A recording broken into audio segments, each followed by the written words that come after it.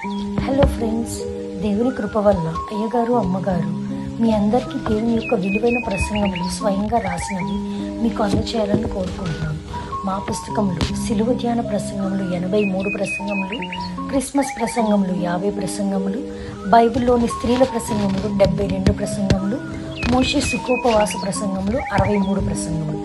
ఈ పుస్తకములు అయ్యగారు అమ్మగారు స్వయంగా రాసినవి మీ అందరికీ అందాలని కోరుకుంటున్నాము. మా పుస్తకములు కావాల్సిన వారు కాంటాక్ట్ అవ్వాల్సిన numbers: Bapatla reverend doctor P Jaipal గారు, phone number 9866412025. Guntur doctor P Prasadarao గారు, ఫోన్ నెంబర్ 9413685994 అండ్ 9705789407.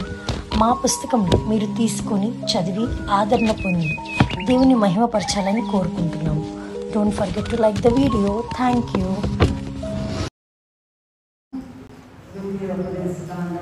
దయచేసి చదివేవాడు నాకు త్వరగా సహాయం చేయండి. సమయానికి నేను నిమిషాలు కనుక ద్వితీయోపదేశకాండం 32వ అధ్యాయము 13వ వచనం మాత్రమే చదువు. భూమి యొక్క ఉన్నత స్థలముల మీద వారిని ఎక్కించెదను, పొలముల పంట తినిపించెదను, కొండ బండ నుండి తేనెను, చెక్కుమిక్కి రాత నుండి నూనెను అతనికి జోడించెదను. ప్రార్థన చేసుకుందాం. మమ్మల్ని మిక్కిలిగా ప్రేమించిన మా తండ్రి, నీ పాదములకు కోటాను కోట్ల నమస్కారములు. నీ మహాకృపను బట్టి, నీ అత్యంత ప్రభువా ప్రేమను బట్టి నాయన మేము నీ సన్నిధిలో ఈ విధముగా నీ పాదములకు నమస్కరించి నీకు స్తుతుల మాలలు వేసి నీవు చెప్పే మాటలు నాయన మేము తండ్రి మా హృదయాల్లో దూసుకుపోవడానికి మిమ్మల్ని ఆహ్వానించినందుకు నీకు స్తోత్రం. మిమ్మల్ని ఆహ్వానించాము, మీరు వచ్చి వేసినందుకు నీకు స్తోత్రం. మీరే మాతో ఉండి మాట్లాడమని వచ్చి వేసిన యేసయ్య అతి పరిశుద్ధమైన నామములో ఎంతో వినయంతో వేడుకొని ప్రార్థిస్తూ ఉన్నాము తండ్రి. ఈ దినము మన యొక్క వాక్య భాగం ఏంటంటే పర్వత శిఖరానుభవములు. చెప్పండి, పర్వత శిఖరానుభవములు అంటే ఇంకో మాటలో చెప్పాలంటే ఉన్నత స్థలములు, ఇంకో మాటలో చెప్పాలంటే దైవ సన్నిధి. మళ్ళా చెప్తున్నా, ఉన్నత పర్వత శిఖరానుభవములు లేదా ఉన్నత స్థలములు లేదా దైవ సన్నిధిని గురించి మనము ఈ దినము మాట్లాడుకుంటూ ఉన్నాము. ఒక్క వచనం మాత్రమే చదువుకున్నాము. భూమి యొక్క ఉన్నత స్థలముల మీద వారిని ఎక్కించగా ఒక్క మాట మనం ధ్యానం చేసుకుందాం. అంటే పర్వత శిఖరానుభవములు అంటే ఇప్పుడే అనుకున్నాం, ఉన్నత స్థలములు, కొండలు. పాటలు కూడా ఇవే, ఇప్పుడే పాడుతున్నాం కదా పాటలు కూడా. కనుక దాని గురించి మాత్రమే ధ్యానం చేసుకుందాం. ఈ సందర్భంగా మనము పర్వతములు లేదా కొండలు, 8 కొండల గురించి ఇదేమో మనం ధ్యానం చేస్తూ ఉన్నాం.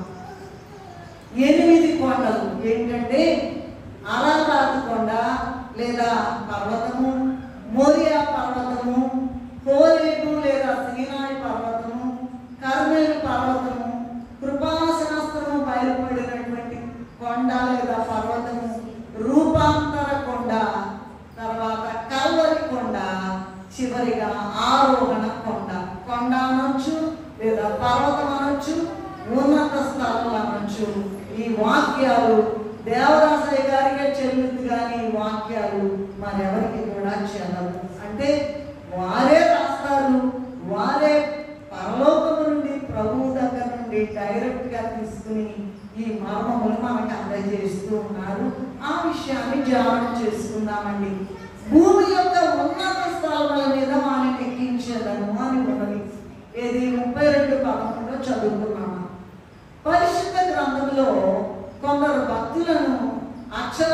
స్థలములలోను ఆత్మీయాత్మలోను దేవుడు ఈ ఉన్నత స్థలముల మీద ఎక్కించి తన మహిమ కొరకు పనులు జరిగించుకున్నారట. భూమి యొక్క ఉన్నత స్థలములంటే దైవ సన్నిధి.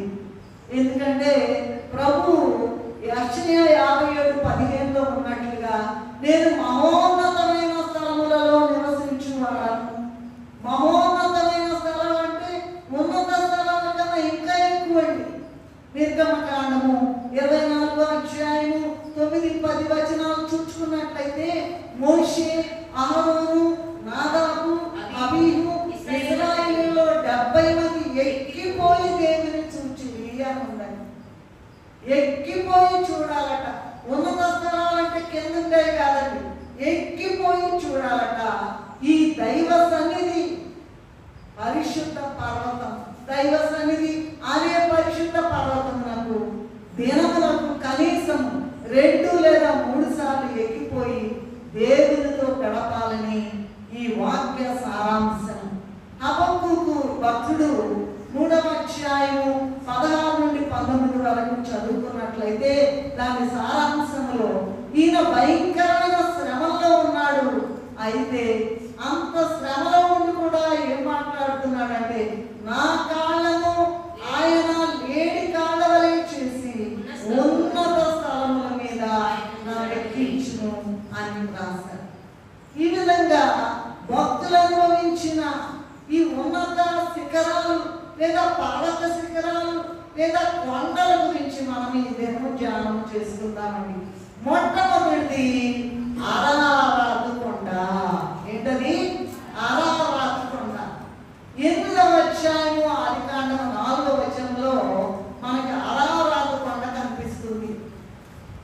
ఆదికాండము 6వ అధ్యాయం 11వ వచనంలో ఏమున్నదంటే, భూలోకము దేవుని సన్నిధిని చెడిపోయి ఉండెను, బలాత్కారముతో నిండి ఉండెను అని వ్రాయబడి ఉన్నది. దేవుడట అలా చెడిపోయారు కనుక వారందరినీ కూడా నాశనం చేయడానికి ఆదికాండము 6:14లో ఉన్నట్లుగా నోవహు గారిని, ఆ దినములలో నీతిమంతుడిగా పరిగణింపబడినటువంటి నోవహు గారిని మరి ఒక ఓడ సిద్ధము చేయమని చెప్పారు. ఆ ఓడలో నోవహు గారే కాకుండా ఆయన కుటుంబ సభ్యులైనటువంటి 8 మంది ఉన్నారు. ఆదికాండము 6వ అధ్యాయం 20వ వచనంలో ఉన్నట్లుగా ఈ ఓడలో మరి ఎవరు? నోవహు గారు, ఆయనతో పాటు 8 మంది కుటుంబ సభ్యులు. అంతేకాకుండా వాటి వాటి జాతుల ప్రకారము మరి మగది, ఆడుది, మృగములు కానీ, పక్షులు కానీ, ప్రాకు పురుగులు కానీ, జంతువులు కానీ అన్నీ కూడా ఉన్నాయట. ఆ ఓడలో ఉన్నాయండి. మరి ఈ ఓడ ఆనాటి నోవహు ఓడ ఈనాటి క్రైస్తవ సంఘమునకు గుర్తుగా ఉన్నది. ఆనాటి నోవహు ఓడ ఈనాటి సంఘమునకు, క్రైస్తవ సంఘమునకు గుర్తుగా ఉన్నది. నేటి సంఘంలో కూడా రకరకాల వాళ్ళు ఉన్నారండి. ఏమండి, ఉన్నారా లేదా? రకరకాల వాళ్ళు ఉన్నారు. మరి ఆనాడు ఎలా జరిగిందంటే, మనట సాధు జంతువులు, క్రూర జంతువులు అన్ని కలిసి మెలసి ఉండి దేవుడేమో నోవహుతో చెప్పాడు, నోవహు గారేమో వీళ్ళందరితో చెప్పారు. ఎంత క్రూర జంతువులైనా సాధు జంతువులైనా నోవహు గారు చెప్పినట్లుగా చేశాయి కనుక వాళ్ళు అరారాతు కొండ, జలప్రాయమును తప్పించుకుని అరారాతు కొండకు చేరారు. ఇప్పుడు కూడా మనమున్నటువంటి ఈ పరిస్థితుల్లో సంఘములో ఉన్న నీవు నేను కూడా కుల, మత, కుటుంబ కట్టబాట్లు, భాష, ప్రాంత ప్రాతిపదికలు లేకోకుండా మనం ఏం చేయాలంటే అందరూ ఐకమత్యం కలిగి ఉండాలి, ప్రేమతో ఉండాలి. మరి వాళ్ళంత ప్రేమతో కలిసిమెలిసి ఉండకపోతే అరారాతు కొండ చేరేవాళ్ళే కాదండి, మునిగిపోయారు జల ప్రళయంలో. జల ప్రళయం మొత్తాన్ని కూడా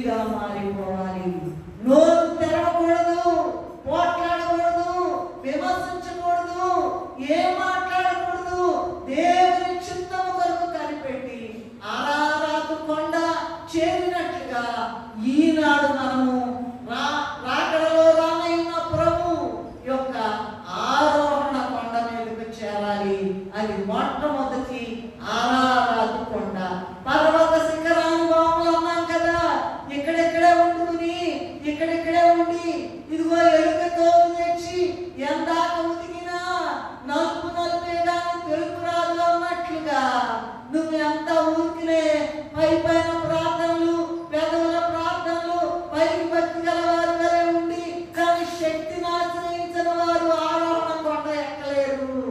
కనుక నీ పరిస్థితిని, నేను నా పరిస్థితిని, నీ నోటిని నడినెత్తి నుంచి అరికాల వరకు మొత్తం మారిపోవాలి. ఒక్కరు కూడా, ప్రతి ఒక్కరు కూడా కుటుంబంలో ఉన్న సంఘ సభ్యులలాగా, కుటుంబ సభ్యులాగా, అక్క, చెల్లి, అన్న, తమ్ముడు, తల్లి, తండ్రిలాగా మారిపోవాలి. లేకపోతే నీకు ఆరోహణ కొండ ప్రాప్తి లేదు. ఇది అరాహత కొండ అనుభవం. రెండవది చూసినట్లయితే మోరియా పర్వత అనుభవం. ఆదికాండము 22వ అధ్యాయము 2వ వచనంలో చూసినట్లయితే నీకు ఒక్కడైన నీ కుమారుని నీవు ప్రేమించే ఇస్సాకును తీసుకుని మోరియా పర్వతం మీద దహన బలిగా అర్పించమన్నారు దేవుడు. ఆదికాండము 17:17లో అబ్రహాము కట ఆ సమయంలో అబ్రహాముకు 100 సంవత్సరాలట కనిపెట్టి ఉన్నాడు. విశ్వాసంతో కనిపెట్టి ఉన్నాడు. శారద గారికి 90 సంవత్సరాలు కూడాట. ఆ టైంలో 100 సంవత్సరాలు కనిపెట్టి 90 సంవత్సరాలు కనిపెట్టి కుమారుడు పుట్టాడు కదా అనుకుంటే లేదు లేదు లేదు, విశ్వాస పరీక్ష, అగ్ని పరీక్ష వచ్చి వేసిందండి. హెబ్రీ పత్రిక 11వ అధ్యాయము 17 నుండి 19 వరకు చూసుకున్నట్లయితే అబ్రహాము తన కుమారుని బలిగా అర్పించాడట. వేషాలేయడానికి కాదండి, ఊరికినే కత్తి ఎత్తడం కాదండి, ఇక్కడ నరకడానికి తన హృదయంలో ఎవరైనా కుమారుని అర్పిస్తారా, బలిగా అర్పిస్తారా, దహన బలిగా అర్పిస్తారా? వెళ్ళిపోమన్నాడు. పెళ్ళయిన తెల్లారి సంవత్సరానికే పిల్లలు పడతారు.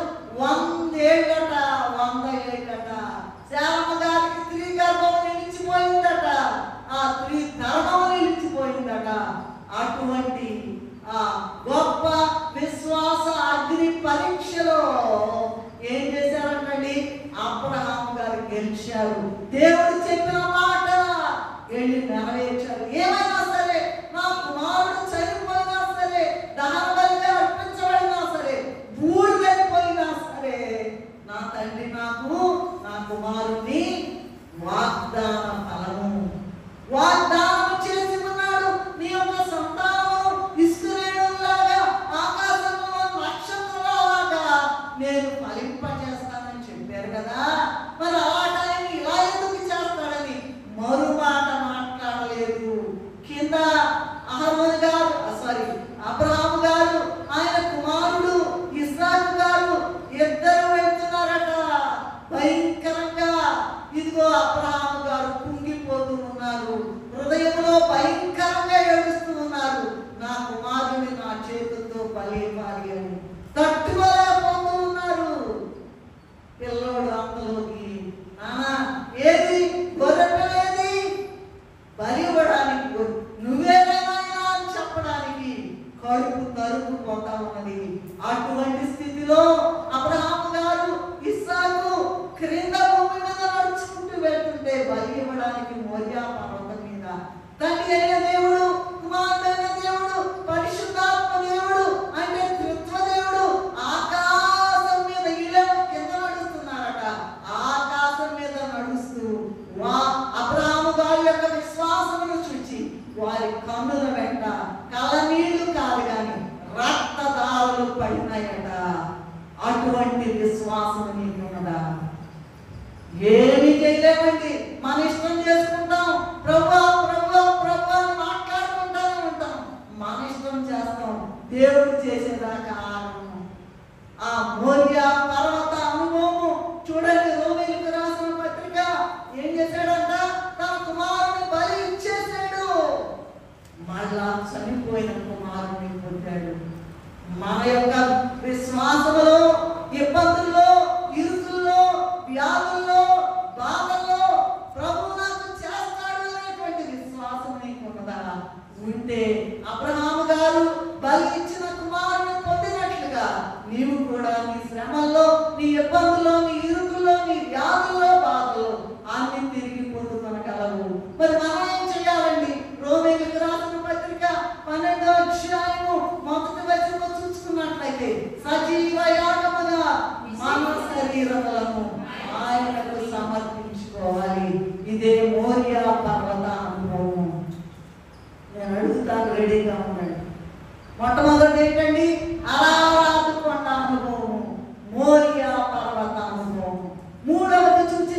చూస్తే హోరేబు లేదా సీనాయి పర్వత అనుభవం, హోరేబు కొండ లేదా సీనాయి పర్వత యొక్క అనుభవం. నిర్గమకాండము 3వ అధ్యాయము 1వ వచనంలో చూసినట్లయితే మోషే గారు మిద్యాను దేశంలో తన మామమందను నేర్పుచు దేవుని పర్వతమైన హోరేబునకు వచ్చాడట. అక్కడ దేవుడు పదలో కనబడి మాట్లాడి, ఈయనే ఒక బందీగా ఉన్నాడండి. అక్కడి నుంచి వచ్చి చూశాడు. దేవుడు ఏం చెప్తున్నాడంటే, ఇదిగో అయ్యా, దాస్యంలో 430 సంవత్సరాలు దాస్యంలో ఉన్న ఇశ్రాయేలీయుల జనాంగమును విడిపించి మళ్ళీ ఈ పర్వతం దగ్గరకు వచ్చి నన్ను ఆరాధిస్తారని చెప్పాడు. ఎంత గొప్ప దేవుడండి, ఎంత గొప్ప దేవుడండి, ఎంత గొప్ప దేవుడండి. కనుక అని ఎవరికి చెప్పారట? మోషే గారికి. ఇదిగో నువ్వు వెళ్తావు, నేను వెళ్ళమని 7 సార్లు నిరాకరించాను. అయినా దేవుడికి తెలుసు కనుక, ఎంత నమ్మకస్తుడో తెలుసు కనుక, నువ్వు వెళ్తావయ్యా, వాళ్ళని విడిపిస్తావయ్యా, తీసుకొస్తావయ్యా, మీరందరూ కలిపి ఈ పర్వతం మీద నన్ను కొలుస్తారు, నన్ను ఆరాధిస్తారని చెప్పారండి. అది నెరవేరిందండి. నిర్గమకాండము మరి 3:12 ఉన్నది. నిర్గమకాండము 19:18 నుండి చూసినట్లయితే దేవుడట దిగొస్తాడు, నీవు ఎక్కి వెళ్ళాలి అని చెప్పారట. దేవుడు దిగొస్తాడు, దేవుడు అక్కడి నుంచి వస్తాడు, అన్ని లోకములకు అవతల ఉన్న దేవుడు దిగొస్తాడు, నీవు ఎక్కి వెళ్ళాలి. అదే పర్వత శిఖరం. పర్వతాలంటే గోతుల్లో ఉండడం, ఎక్కాలి ఎక్కాలి ఎక్కాలి, ఎవరెస్ట్ శిఖరం ఎక్కాలి, హిమాలయ పర్వతాలు ఎక్కాలి. అంతేగాని ఎక్కడెక్కడే అక్కడక్కడ వెతుకులు ఏరుతుంటా క్రైస్తవ జీవితాన్ని నడిపించుకోకూడదు. క్రైస్తవ జీవితాన్ని పేరుకి నడపకూడదు, జీవించకూడదు అని చెప్పడానికి మనం we have to be above all the conditions. మొత్తం కూడా దేవుడు ఏది చెప్తే చేయాలంటే ఆయన మహోన్నతమైన స్థలంలో నివసించేవాడు. మనం కింద తిరుగుతా ఉన్నామండి. కనుక అలా లేకుండా మరట దేవుడు అట దిగొచ్చాడంట. మోషే ఎక్కిపోయాడట దేవుడిని కలుసుకోవడానికి. నిర్గమకాండము 34వ అధ్యాయము 28-29 వచనాలు చూసినట్లయితే మోషే గారట 40 దినములు యెహోవాతో భోజనం చేయకుండా, నీళ్లు తాగకుండా దేవుని ప్రత్యక్షత కనిపెట్టి అక్కడి నుండి 10 ఆజ్ఞల పలకలు మనకు తెచ్చి ఇచ్చారు. అదే ధర్మశాస్త్రం అన్నారు. కనుక హోరేబు కొండ లేదా సీనాయి పర్వతము, హోరేబు పర్వతానుభవం. ఇక్కడ మనకు తెలిసింది ఏంటంటే, మనకు అయ్యగారు రాసినటువంటి మాట ఏంటంటే, నమ్మకంగా ఉండాలి. నేను చేస్తానని వాగ్దానం చేశాడు, వాగ్దానం చేసిన వాడు నమ్మదగిన వాడు కనుక. ఇదిగో మోషే సంఖ్యాకాండము 12వ అధ్యాయం 7వ వచనంలో తన ఇల్లంతటిలో నమ్మకమైన వాడు. హెబ్రీ 3:5లో కూడా మోషే నమ్మకమైన వాడుగా, నీవు నేను కూడా నమ్మకంగా ఉన్నామా? దొంగలుగా ఉన్నామా? ఏ ప్రార్థనని మనం చేసేది, ఏ ప్రేమని మనుషుల పట్ల చూపించేది, ఎంత విమర్శిస్తున్నామండి. దేవుని సేవకులను కూడా వదిలిపెట్టండి. జాగ్రత్త జాగ్రత్త. నువ్వు ఏమి విత్తుతావో అదే కోస్తావు, అంతేగాని ఎంతవరకు అంతవరకు. ఉన్నత స్థలాలు కావాలని నీకు నిర్ణయించి పెడితే నువ్వేమో కింద గుంటల్లో తిరుగుతా ఉన్నావు, మురుగు నీళ్ళలో తిరుగుతా ఉన్నావు. నమ్మకంగా ఉండాలి. దేవుడు ఏం చెప్తాడో అది చేయాలి, అది చేయాలి. సన్నిధిలో ఉండాలి. నేను ముందు చెప్పాను కదండి, పర్వత శిఖరానుభవములు అంటే దైవ సన్నిధి, ఉన్నత స్థలము అంటే దైవ సన్నిధి. ఎక్కడో రాయి రప్ప కాదండి దేవుడు, చెట్టు పుట్ట కాదు, మాట్లాడే దేవుడు, గొప్ప దేవుడు, అద్భుతకరమైన దేవుడు, నమ్మదగిన దేవుడు కనుక నీవు కూడా నమ్మకంగా ఉండాలి. ఎన్నిసార్లు చెప్పినా వినని వాడు హఠాత్తుగా నాశనమగును ఉందండి సామెతల గ్రంథం 28. కనుక జాగ్రత్త. ఎన్ని వాక్యాలు వింటున్నారు, ఎన్ని సంవత్సరాల నుంచి వింటున్నారు, మార్పు లేదు, మార్పు లేదు, మార్పు లేదు. కనుక హోరేబు లేదా పర్వత అదేంటి సీనాయి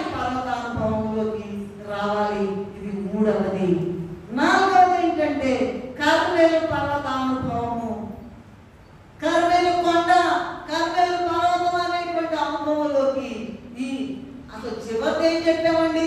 8 కొండల్లో చివరిది ఏం పెట్టి చెప్పాము? ఆరోహణ కొండ. యేసు రాజుగా వచ్చుచున్నాడు.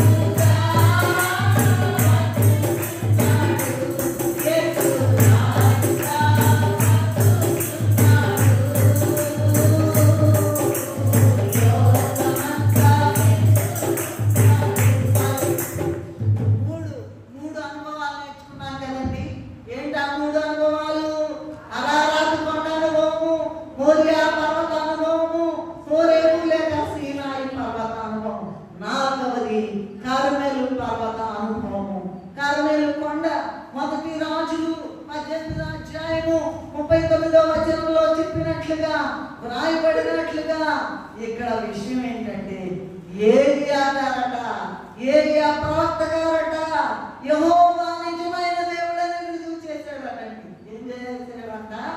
యెహోవా ఒక్కడే నిజమైన దేవుడు, ఇంకెవరు కూడా లేరండి. ఇంకెవరు కూడా లేరు. ఇంకెవరు కూడా లేరు. నువ్వేం చేయాలా? ఏలియా గారు యెహోవా దేవుడే నిజమైన దేవుడని రుజువు చేస్తే నువ్వేం చేస్తున్నావు? రుజువు యేసుక్రీస్తే నిజమైన దేవుడని నీవు నేను రుజువు చేయాలి. అదే కార్మెలు పాపం. నోరు మూసుకొని కూర్చోబెట్టండి. నీకు కలిగినటువంటి ఆ గొప్ప ఆశ్చర్య కార్యములను బట్టి, అద్భుత కార్యములను బట్టి, మేళను బట్టి సాక్ష్యాలు కూడా చెప్పరండి. దుర్మార్గులు నన్ను క్షమించాలి, సాక్ష్యం చెప్పరండి. ఒక ఆమె చెప్పింది, నాకు కొట్టేసిందంట, ఉద్యోగం కొట్టేసిందంట. ఏం కొట్టేసింది? ఆమె కొట్టేసింది. ఆమె జ్ఞానాన్ని బట్టి కొట్టేసింది. అయినాక సాక్ష్యం కూడా చెప్పరండి. అటువంటి స్థితిలో నీవు ఉండకూడదు. ఏం చేయాలా? యేసుక్రీస్తు నిజమైన దేవుడు, నేను తగను ఆ ఉద్యోగం పొందడానికి. మరి కొంతమంది అయితే ఎదలండి మాట్లాడడం అనవసరం, దేవుడే వారికి తెలియజేయను గాక.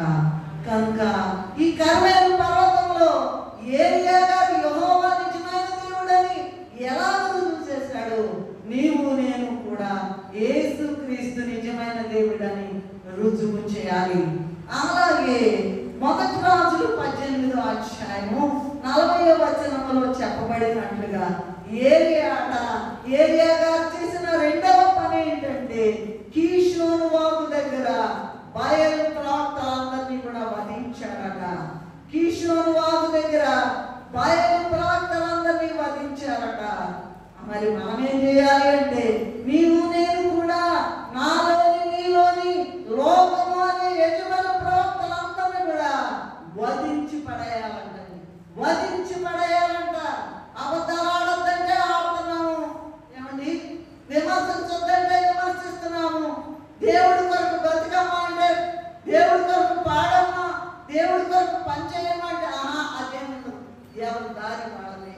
అటువంటి అక్రమమైన పద్ధతులను చూచి మత్తయి సువార్తలో అక్రమము చేయవారలారా అంటున్నాడు. ఇప్పుడు బాగానే ఉంటాం స్టైల్గా.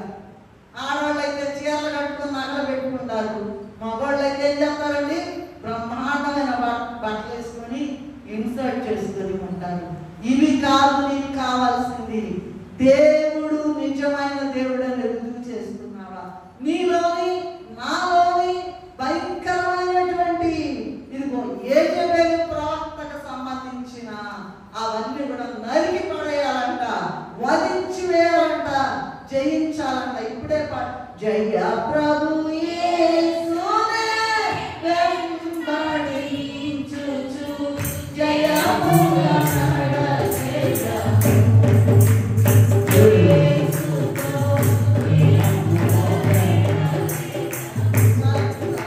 అయ్యగారు ఏం రాశారంటే, నిన్ను ఓడించిన నిఖిల పాపములను నీవే ఓడించుము తెలుసునా.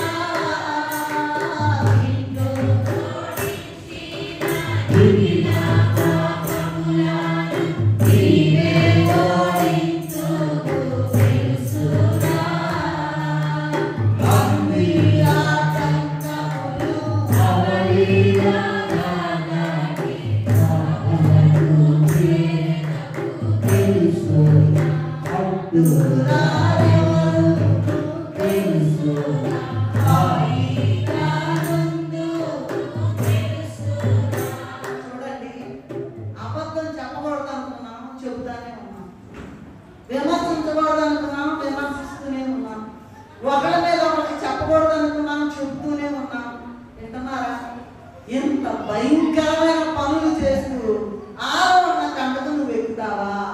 నేను ఎక్కుతానా? నన్ను వదిలిపెట్టుకోవట్లా.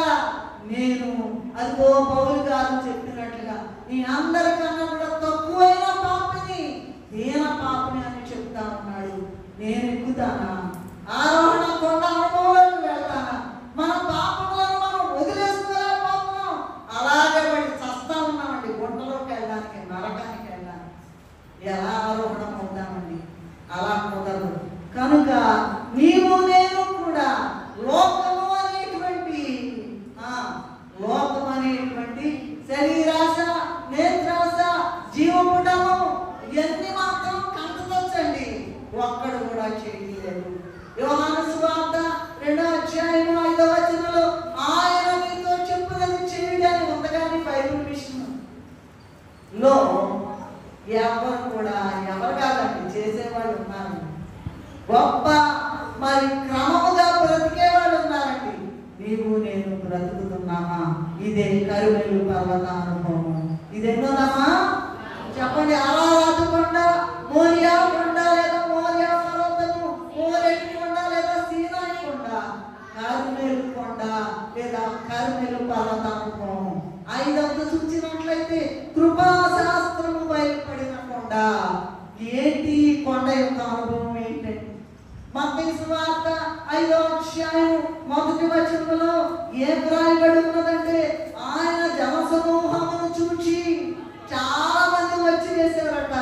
ఆయన కనపడితే చాలు వచ్చేస్తారట.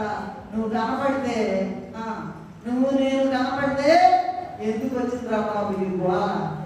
ఇట్లాంటి చందాలతో ఉండకూడదని తప్పించుకుని వెళ్తున్నారేమో పరిశీలించుకో. ఎదురు వస్తే పచ్చి వద్దని అవతలకి వెళ్ళిపోతున్నారా? ఆయన కనపడితే, యేసయ్య కనపడితే పరుగున వచ్చేస్తున్నారట. ఆహారం నీళ్లు లేకుండా ఎన్ని దినాలైనా ఆయన దగ్గరే ఉంటున్నారట. నీవు నేను అలా ఉంటున్నామా? ఆయన దగ్గర అంతరంగ సంస్కారం తీసుకోగలుగుతున్నామా? ఆయన చూడగలుగుతున్నామా? ఆయనతో మాట్లాడగలుగుతున్నామా? ఆయన వాగ్దానాలు పుచ్చుకుంటున్నామా? ఆయన వాగ్దానాలు నెరవేర్చే వరకు విశ్వాసం కలిగి ఉన్నామా? ఇటువంటి విషయాలు ఆలోచన చేద్దాం. సో మోషే ద్వారా అండి, మోషే గారి ద్వారా దేవుడట నిర్గమకాండం 34:29లో చూసినట్లయితే ధర్మశాస్త్ర గ్రంథాన్ని ఇచ్చి వేసేరట లోకమంతటికి కూడా. ఈ మానవులట ధర్మశాస్త్రం మోషే గారి ద్వారా ఇచ్చిన తర్వాత మానవులట ధర్మశాస్త్రాన్ని నెరవేర్చిన కష్టము కనుక దేవుడే యేసు క్రీస్తుగా ఈ లోకమునకు వచ్చి కృపాశాస్త్రం మనకిచ్చి ఆ ధర్మశాస్త్రమునకు సంబంధించిన కఠిన నిబంధనలు ఆయనే నెరవేర్చాడంట. లేకపోతే ఆయన వేసిన సిలువ నీవు నేను మోయాలి, నీకు నాకు ముళ్ళకిరీటం పెట్టాలి, నిన్ను నన్ను కొరడాలతో కొట్టాలి, నీకు మరి మేకులు కొట్టాలి, భయంకరంగా రక్తదారులు. ఎందుకో తెలుసా? ధర్మశాస్త్రము బహు కఠినమైనది. ఎవడన్నా చంపాడంటే వాడిని చంపేదాకా ఊరుకోకూడదు. ప్రభు అలా కాదు. తమను మేకులు కొట్టిన వారిని, భయంకరంగా కొరడాలతో కొట్టిన వారిని, ముళ్ళకిరీటం పెట్టిన వారిని, ఇదిగో ఇష్టం వచ్చినట్లుగా మాట్లాడిన వారిని, ఎగతాళి చేసిన వారిని ఏమన్నారండి? తండ్రి వీరేమి చేయుచున్నారో వీరెరుగనగా వీరిని క్షమించు. అటువంటిదే కృపాశాస్త్రం. కంటికి కన్ను, పంటికి పళ్ళు. కన్ను తప్పితే కంటి తీసి పడాయి, కన్ను పుట్టు తోడేయాలా? నీవు నేను ఆ స్థితిలో ఉన్నామేమో. పన్నుతో పొరపాటు చేస్తే నోటితో పన్ను ఊడగొట్టేయాలంట. అది ధర్మశాస్త్రం అండి. కృపాశాస్త్రం అంటే పోనీలే మనకు దేవుడు ఇచ్చినటువంటి ఆ కృపను లోకుగా కట్టకూడదండి. పర్వాలేదులే, ఎన్ని సంవత్సరాలైనా పర్వాలేదు, తప్పు చేసినా పర్వాలేదు, ఏం చేసినా పర్వాలేదు, దేవుడు క్షమిస్తాడే అనుకుంటే భయంకరమైన పొరపాటు. జాగ్రత్త. ఎన్నిసార్లు గతించను వినని వాడు మరి హఠాత్తుగా మరణించును. అని ఉన్నదండి. ప్రసంగి గ్రంథము ఒకసారి చదువుకున్నాం, 8వ అధ్యాయము 11వ వచనము, దుష్క్రియకు తగిన శిక్ష శీఘ్రముగా కలుగకపోవటం చూచి మనుష్యులు భయము విడిచి హృదయపూర్వకంగా దుష్క్రియలు చేస్తారట. అటువంటి దుష్క్రియలు చేయకుండా మనము దేవుని సన్నిధిలో పానాచారం పడాలి. ఆయన కాళ్ళు పట్టుకోవాలి, ఆయన కాళ్ళు రోజు ముద్దు పెట్టుకోవాలి. మన కన్నీళ్లతో ఆయన పాదాలు కడగాలి, మన తల వెంట్రుకలతో ఆయన పాదాలు తొడవాలి. అంతేగాని ఇవి మాటల ద్వారా చెప్పే పనులు కాదని, చేతల ద్వారా చేయవలసిన పనులు. అదే కృపాశాస్త్రము బయలుపడిన కొండ.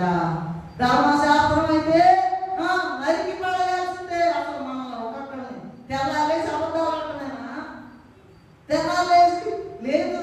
ఇంకో చూడండి, ఆదాము హవ్వలు తినవద్దన్న పండు తిన్నారు కదండి. మనకి కూడా మన దైనందిన జీవితంలో ప్రతి పని కూడా ఆ తినవద్దన్న పండు మన దగ్గర ఉంటుంది. తినవద్దన్నారనుకున్న తింటున్నామండి మనం. అదే కృపాశాస్త్రాన్ని లోకువట అంటాం. పర్లేదులే, పర్వాలేదు. ఎంతకాలం అండి, ఎంతకాలం నువ్వు చేస్తావు? ఎంతకాలం? నేనేనండి ప్రధాన పాత్ర, నా సంగతి చెప్పుకుంటాను. అయితే ఇదిగో మొత్తం రాయబడుతుంది.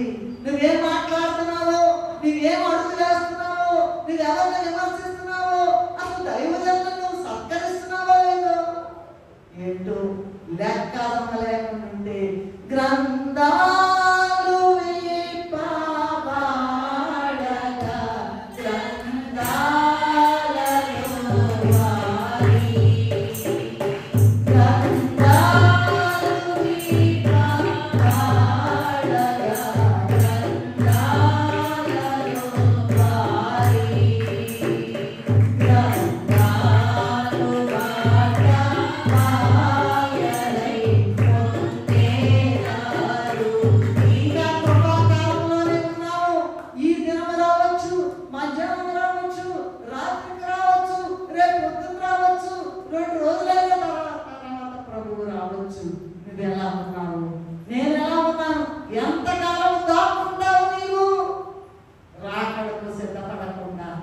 అటువంటి కృపను, దేవుడిచ్చిన కృపను నువ్వు నరికినా, నువ్వు ముళ్ళకిరీటం పెట్టినా, నువ్వు కొరడాలతో కొట్టినా, ప్రభుని ఎంత ఏడ్పించినా కూడా ఇంకా కృప చూస్తూనే ఉన్నాడు. అది కృపాశాస్త్రము బయలుపడినకుండా ఆ అనుభవంలోకి నేను కూడా రావాలి. ఇప్పుడు ఎన్ని కోట్లు అయిపోయినాయి? 6వది రూపాంతర కొండ. రూపాంతర పర్వత అనుభవము లేదా రూపాంతర కొండ అనుభవము. ఈ విషయము మత్తయి సువార్త 17వ అధ్యాయం 1వ వచనములో, మార్కు సువార్త 9వ అధ్యాయం 2వ వచనములో, లూకా సువార్త 9వ అధ్యాయం 28వ వచనములో, 2వ పేతురు పత్రిక 1వ అధ్యాయం 17, 18 వచనాలలో ఉన్నదండి. మీరు తర్వాత చదువుకోండి.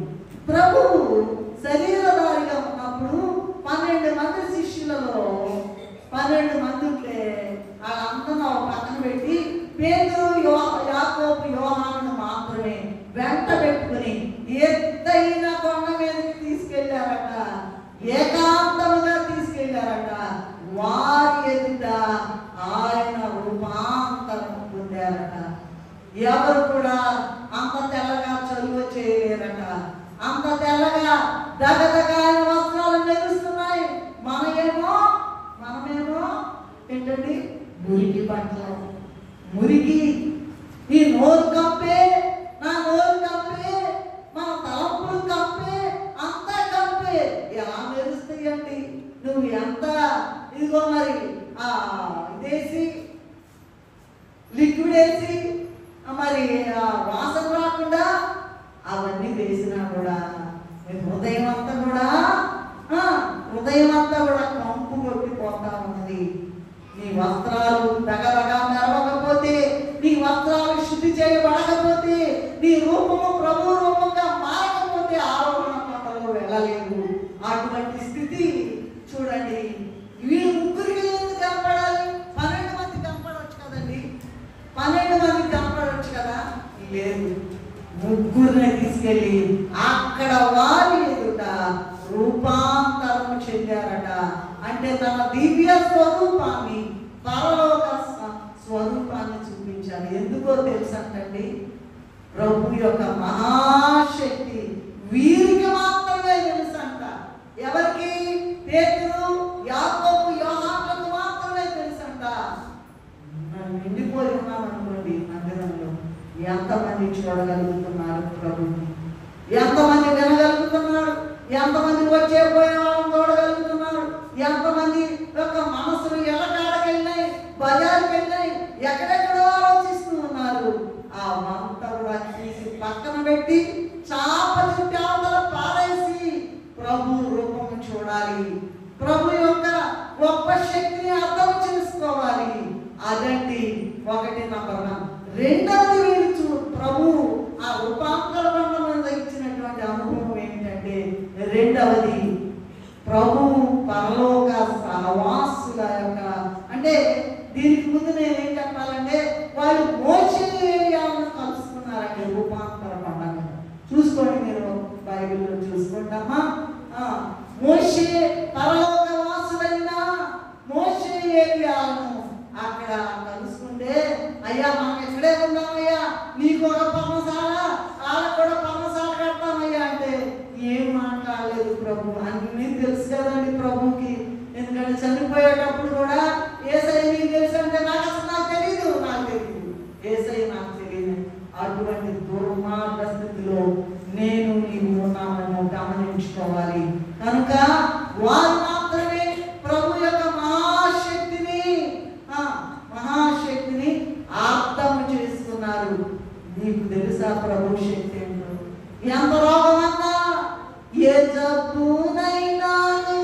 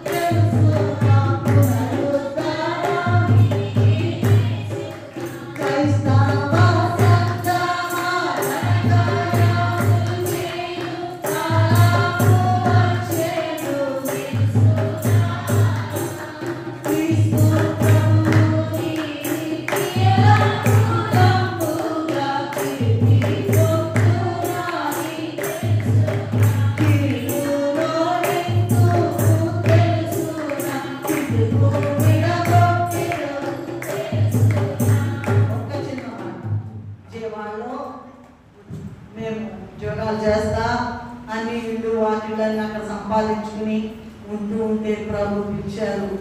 అయ్యగారు ముందు వచ్చేసారు, నేను రాలేదు. అప్పుడు ప్రభు మాట్లాడారు, ఈ వాక్యం ద్వారా మాట్లాడారు.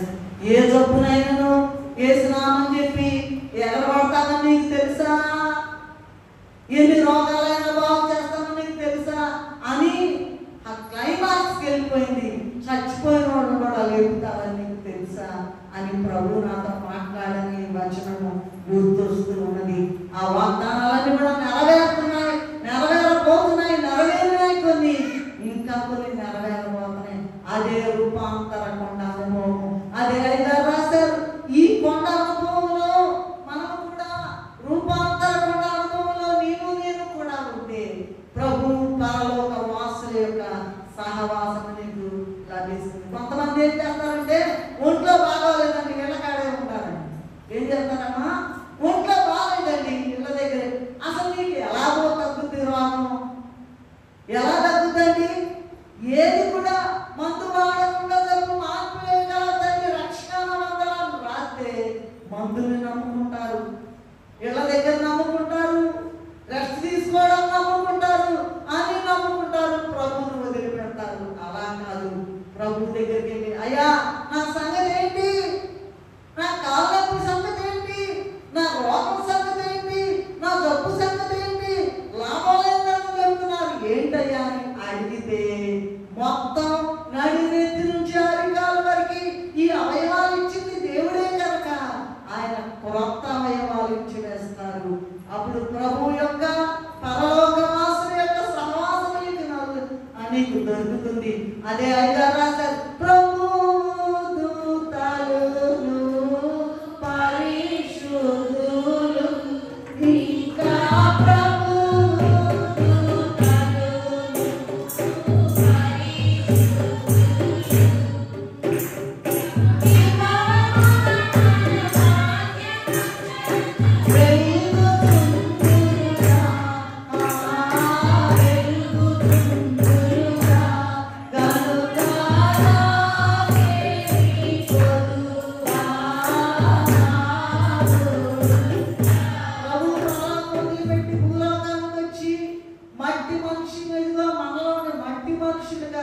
అటువంటి స్వరూపం మానవునిగా ధరిస్తే మనమేం చేయాలా?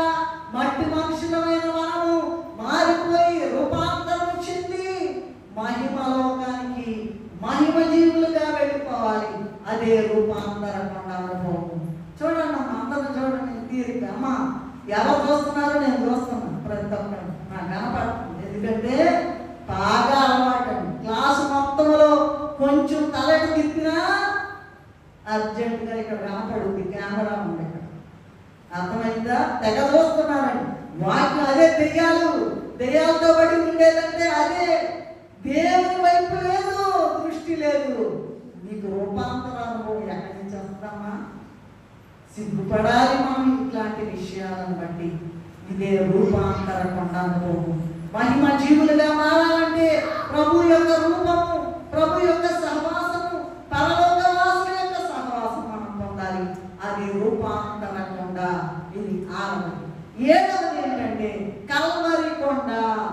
కల్వరి కొండ ఇది యెషయా గ్రంథంలో 53వ అధ్యాయము 5-6 వచనాల్లో చూసినట్లయితే మనందరి దోషములు భరించి కల్వరి కొండ మీద మనకు సమాధానం ఇచ్చి వేశారట.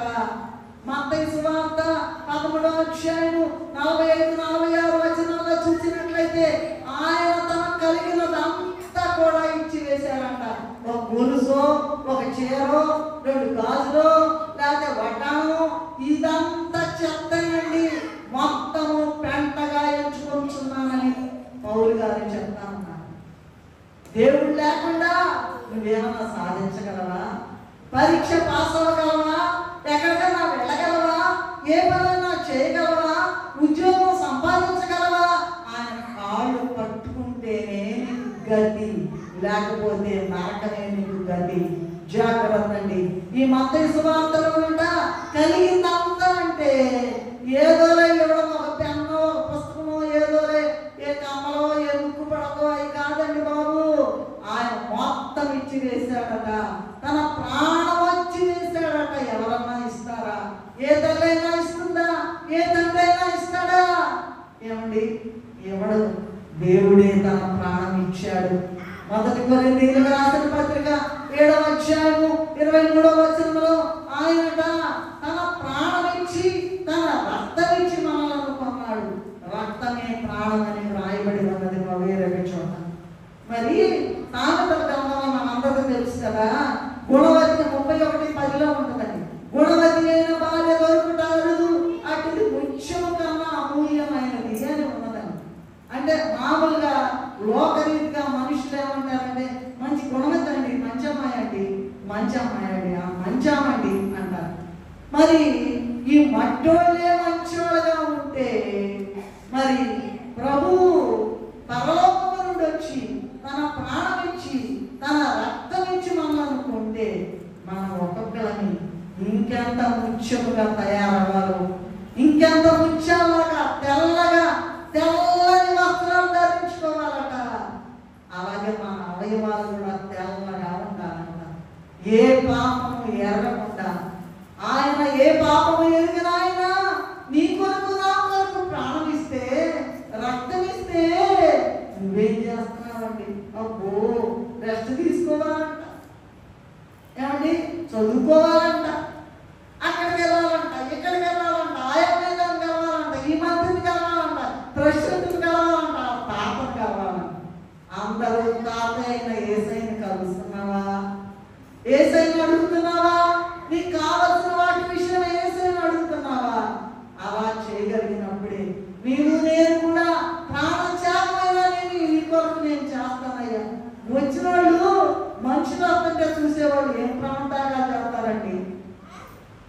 దుర్మార్గకరమైన స్థితిలో ఉన్నాను, నేను కూడా అందులో చేరుతున్నాను. కనుక జాగ్రత్తగా నేర్చుకోవాలి. ప్రభు సన్నిధిలో ఏడవాలి. ఎట్లా నన్ను తీసుకెళ్ళాయని అడగాల్సింది బోధులు వచ్చిన వాళ్ళందరూ చూడటం ఏంటంటే బాబు సిగ్గుచేటు అటువంటిది ఎప్పుడు చేయబాకండి, ఆ పాపాన్ని జయించండి. కనుక ఇదిగో ఆయన కొరకు ప్రాణత్యాగం చేయగలిగితేనే నేను కానీ నీవు కానీ పరలోకపు పెళ్లి వధువుగా సిద్ధపడలేము. ఏ తప్పు ఉండకూడదండి. అదమ ఒక్క పాపమైనా అంటకుండా ఉన్నది, అంటనీయకున్నది, అంటున్నదండి. ఇవే ఇవే ఇవే ఇవే ఇవే మాట్లాడడం. మనుషులు వస్తారు అనుకోండి, అబ్బో చెవులు కోసుకుంటారు, మాటలు గంటలుగా ప్రభువుతో ఎంతసేపు మాట్లాడుతున్నావు, ప్రభువుతో ఎంతకాలం సహవాసం చేస్తున్నావు. అటువంటిది ఆలోచించుకోండి. ఇదే కల్వరి కొండ. ఆయన మన కొరకు వచ్చి కల్వరి శిలువలో తన ప్రాణం ఇచ్చాడు కనుక నీవు కూడా ఆయన కొరకు ఏదైనా చేయడానికి, పీక్ స్టేజ్లో ప్రాణమైనా ఇవ్వడానికి హతసాక్షులుగా వెళ్ళారు కదా చాలా మంది. నీవు నేను కూడా అలా ఉండాలి. అదే కల్వరి కొండ అనుభవం. 7 అయిపోయినాయి. 8వది ఆరోహణ కొండ. ఆరోహణ కొండ అంటే చెప్పండి ఎవరైనా ఒక మాట. యేసుక్రీస్తు ఆరోహణం అంటే ఏంటండి? పైకి వెళ్ళిపోయారు. మన కోసం వచ్చిన ఆయన 33.5 సంవత్సరాలు ఇక్కడ ఉండి జీవించి పైకి వెళ్ళిపోయారు. మనం మాత్రం కిందయే. ఆ ఇశ్రాయేలీయులు కూడా కూరగాయలంట, కీరకాయలంట, ఉల్లిపాయలంట, దోసకాయలంట. అయ్యో, రాత్రి అగ్ని స్తంభంలో పగలు మేఘ స్తంభంలో నడిపిస్తుంటే గొప్ప అద్భుత కార్యాలు, భయం పుట్టించే కార్యాలు దేవుడు చేస్తేనంట అవేం చేస్తున్నారంట, అక్కడ ఏ జ్ఞాపకం వస్తుందంట. ఎందుకంటే నరకానికి వెళ్ళే వాళ్ళకి అందుకని ఎక్కడ వాళ్ళు అక్కడ రాలిపోయారు. నీవు నేను కూడా రాలిపోకుండా చూసుకోవాలి. ఎట్లాగైనా క్రైస్తవ జీవితాన్ని జీవించినందుకు ప్రభుతో కూడా కలిసి వెళ్ళాలి. లేదా రాకడకు ముందే మరి మనం వెళ్ళవలసిన అవసరత ఏర్పడితే మనం ఏం చేయాలా? అయ్యా, నేను కూడా దశలోనికి రాసిన పత్రికల్లో ఉంది కదండి, 1 అధ్యాయం 4, 16, 17 ఉంది కదండి. రాకడలోనంట బతుకున్న వాళ్ళకన్నా ముందే మృతులైన వారు చేస్తారట. అందులో నన్ను ఉంచయ్యా అని ప్రార్థన చేసుకోవాలి. మరి అదే కల్వరి కొండ అనుభవం. సరేనండి. ఈ ఆరోహణ కొండ లూకాసు వార్త 24వ అధ్యాయం 50-53 వచనాల్లో ఉన్నది. నంబర్ 1 ఏంటంటే, లోకమును విడిచి అరారాత కొండ దగ్గరికి వెళ్ళినటువంటి మనము, లేదా అరారాత కొండ మీదకు వెళ్ళిన మనము మోరియా పర్వతం మీద బలి అయిపోవాలి. హోరేబు పర్వతం మీద దేవుని ముఖాముఖిగా కలుసుకోవాలి. కర్మెలు పర్వతం మీద సాతాను సమూహాన్ని జయించి గెలవాలండి. కృపాశాస్త్రము బయలుపడిన కొండ మీద ఆయన కృపకు పాత్రలను కావాలి. రూపాంతర కొండ మీద పరలోక వాసులను ప్రభువును కలుసుకోవాలి. కల్వరి కొండ మీద ఆయన ప్రాణత్యాగాన్ని బట్టి పెండ్లి వధువు రూపాన్ని ధరించాలి. చివరకు మరణము లేకుండా ఆరోహణ కొండ మీద సంఘమందరితో పాటు మనము సజీవ సంఘారోహణ అవ్వాలి. అసలు అర్థమైందా? 8 కొండల యొక్క సారాంశము, 8 పర్వతాల యొక్క సారాంశం మీకు అర్థమైందా? ఎక్కడో ఉన్నాయి మనసులన్నీ కూడా. మరి ఇక్కడ తీసుకురండి ఇప్పుడైనా సరే. మత్తయి సువార్త 28వ అధ్యాయం 16లో చూసినట్లయితే 11 మంది యేసు తమకు నిర్ణయించిన కొండ మీదకి వెళ్ళారట. లూకా 24:50-53లో చూసినట్లయితే దేవుడట వారిని ఆశీర్వదించి ప్రభు పరలోకమునకు ఆరోహణమయ్యారట. అపోస్తుల కార్యం 1వ అధ్యాయం 9వ వచనంలో ఒక మేఘమట ఆయనను కొనిపోయిందట. గనుక ఆయన ఆరోహణుడయ్యాడట. నీవు నేను ఆరోహణమయ్యే అర్హత నీకుందా? నాకు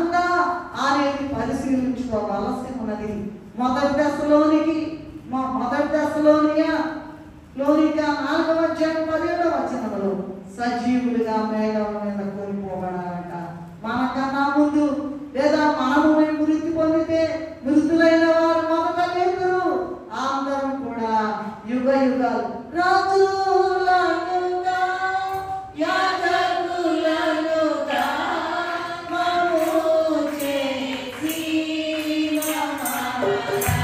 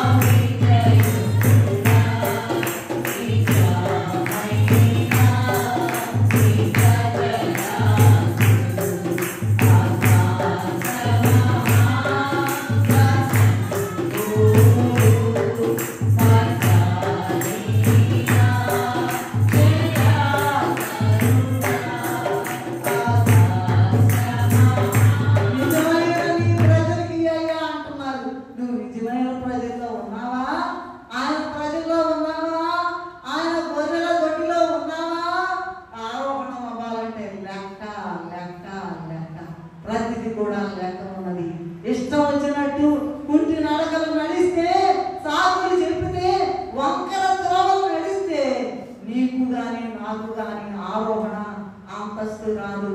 అలా కాకుండా ఈ 7 పర్వత అనుభవాలు అరారాతు కొండ, మోరియా కొండ, మోరీకు లేదా సీనాయి కొండ, కర్మెలు కొండ, కృపాశాస్త్రం బయలుపడిన కొండ, రూపాంతర కొండ, కల్వరి కొండ అనే 7 అనుభవాల్లోకి వచ్చి 8వ ఆరోహణ కొండలోకి మనం ఆరోహణం అయిపోవాలి. అలా ఉండాలంటే ఇవన్నీ కూడా ఒక్క మాట చెప్పి నేను ముగిస్తాను. ఇవన్నీ కూడా ఒకే మాట, ఇంకెక్కువ మాట్లాడు. దైవ సన్నిధిలో ఉన్నాను. ఎక్కడున్నాయండి? ఎక్కిపోవాలి.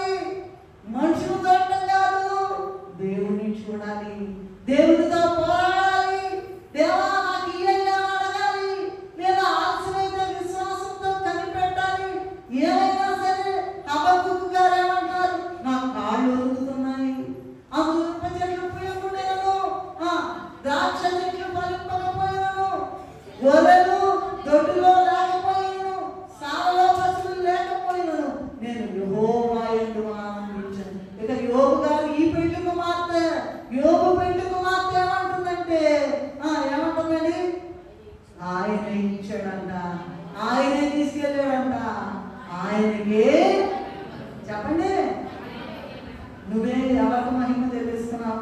సాతానుకా?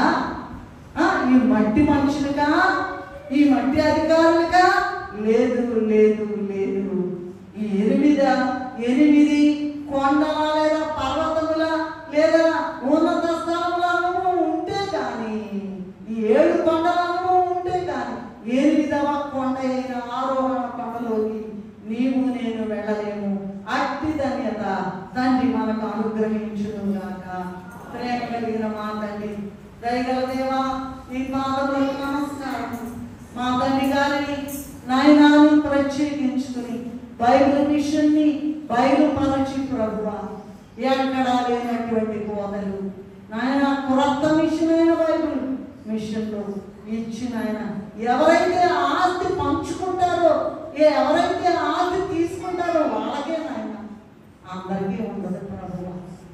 అటువంటి గొప్ప ఆస్తిని మాకు కూడా పంచి ఇచ్చి, అయ్యా మట్టి పురుగులైన మాకు కూడా పంచి ఇచ్చి, అయ్యా ఇటువంటి గొప్ప అనుభవాలు ఈ కుమారుడైన దేవదాసరి గారి ద్వారా మీ దగ్గర రాసుకుని మాకు చెప్పి పుస్తకాల ద్వారా మాకు బయలుపరిచిన యేసయ్యా, యేసయ్యా అయ్యా, నీ కుమారుడు రాసినటువంటి వ్రాతలలో ధ్యానించి ధ్యానించి ధ్యానించి ఇంకా చెప్పవలసినవి చాలా ఉన్నాయి, కానీ సమయానుభవం వలన నాయన చెప్పలేకపోతున్నాము. క్షమించి ఇటు 8 కొండల అనుభవంలోకి మమ్మల్ని అందరినీ కూడా సిద్ధపరుచుమని యేసు నామములో స్తుతించి వేడుకుంటున్నాము తండ్రి.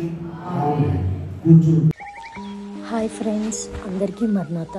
మా వీడియోస్ మీకు ఎంతో ఆదరణ కలిగిస్తున్నాయని మేము నమ్ముచున్నాము. ఈ వీడియోని లైక్ చేయండి, మీ ప్రార్థనా అంశాలని మీ పేరుతో కామెంట్ చేయండి, షేర్ చేయండి, ముఖ్యంగా సబ్స్క్రైబ్ చేసుకోండి. Thanks for watching. అందరికీ మర్నాత.